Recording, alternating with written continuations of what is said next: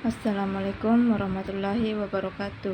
Perkenalkan, nama saya Ulfa dari jurusan Perbankan Syariah angkatan 23, NIM 90500 1230 90. Di sini saya akan bahas materi tentang kebijakan fiskal perspektif Islam. Yang pertama yaitu definisi dan konsep kebijakan fiskal.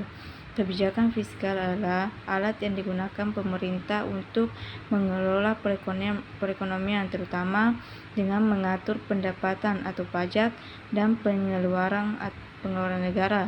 Dalam ekonomi Islam, kebijakan ini bukan hanya bertujuan pada efisiensi ekonomi, tapi juga untuk menegakkan keadilan, distribusi kekayaan, dan kesejahteraan sosial sesuai syariah. Pemerintah berperan aktif mengatur keuangan publik dengan prinsip keadilan, kesejahteraan, dan tauhid. Yang kedua yaitu kebijakan fiskal di masa Rasulullah. Pada masa awal Islam, sistem ekonomi masih sederhana, namun Rasulullah mulai menetapkan dasar-dasar kebijakan fiskal. Sumber utama pendapatan negara saat itu adalah zakat, ghanimah, fai, dan jizak. Belanja negara diprioritaskan untuk dakwah, pendidikan, dan bantuan sosial. Rasulullah memulai tradisi Baitul Mal sebagai pusat pengelolaan kekayaan negara. Langkah-langkah yang dilakukan Rasulullah diantaranya itu: yang pertama, peningkatan pendapatan nasional dan tingkat dari partisipasi kerja. Yang kedua, kebijakan pajak. Ketiga, anggaran pengaturan APBN yang dilakukan Rasulullah cermat, efektif, dan efisien, menyebabkan jarang terjadinya defisit anggaran meskipun sering terjadi peperangan. Yang terakhir yaitu kebijakan fiskal khusus. Selanjutnya itu kebijakan fiskal di masa Khulafaur Rasyidin. Kebijakan fiskal masa Abu Bakar As-Siddiq.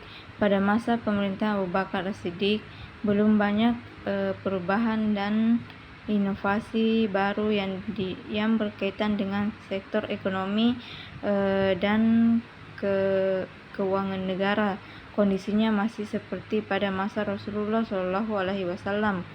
Yang kedua yaitu kebijakan fiskal masa Umar bin Al-Khattab.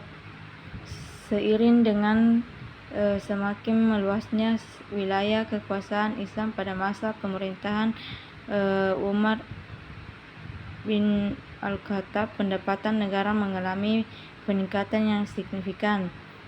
Selanjutnya itu kebijakan fiskal masa Utsman bin Affan. Masa pemerintahannya berlangsung selama 12 tahun. Pada 6 tahun pertama masa pemerintahannya, Khalifah Utsman bin Affan melakukan penentuan baru dengan mengikuti kebijakan Umar bin Khattab. Yang selanjutnya yaitu kebijakan masa pemerintahan Ali bin Abi Thalib. Ali bin Abi Thalib memberi sistem administrasi Baitul Mal baik di tingkat pusat maupun daerah hingga semuanya berjalan dengan baik. Dalam pendistribusian harta Baitul Mal, Khalifah Ali bin Abi Thalib menetapkan sistem pemerataan. Selanjutnya itu kebijakan fiskal dalam perekonomian Islam. Dalam perspektif ekonomi Islam, kebijakan fiskal memiliki dua instrumen. Pertama, kebijakan pendapatan yang tercermin dalam kebijakan pajak. Kedua, kebijakan belanja penyaluran. Kedua instrumen tersebut akan terlihat dalam anggaran belanja negara. Instrumen kebijakan pendapatan, sumber pertimbangan negara terdiri dari zakat, pajak bumi atau tanah pertanian, usyur, pajak perdagangan atau bea cukai, jizah pajak yang dikenakan pada kalangan non-muslim.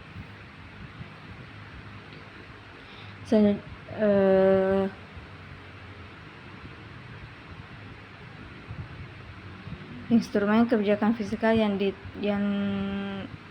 terkemudi awal pemerintahan Islam sebagai berikut. Yang pertama itu peningkatan pendapatan nasional dan tingkat partisipasi kerja. Yang kedua itu kebijakan pajak. Yang ketiga anggaran dalam menyusun anggaran selalu diprioritaskan untuk pembelanjaan yang mengarah seperti pembangunan pada infrastruktur. Yang terakhir itu kebijakan fiskal khusus. Selanjutnya yaitu kebijakan fiskal dalam aliran ekonomi modern. Meskipun kebijakan fiskal dalam sistem ekonomi modern sebelum adanya ekonomi Islam sudah ada sejak lama dan terbukti menghasilkan beberapa kemajuan seperti terciptanya sistem pasar antara swasta dan pemerintah, tapi sistem ini masih punya kekurangan, terutama karena kurang memperhatikan nilai etika.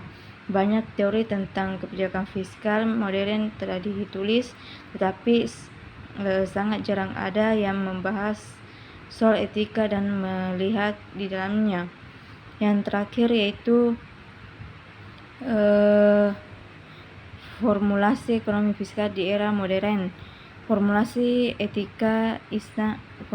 ekonomi Islam di era modern telah mengalami perkembangan signifikan.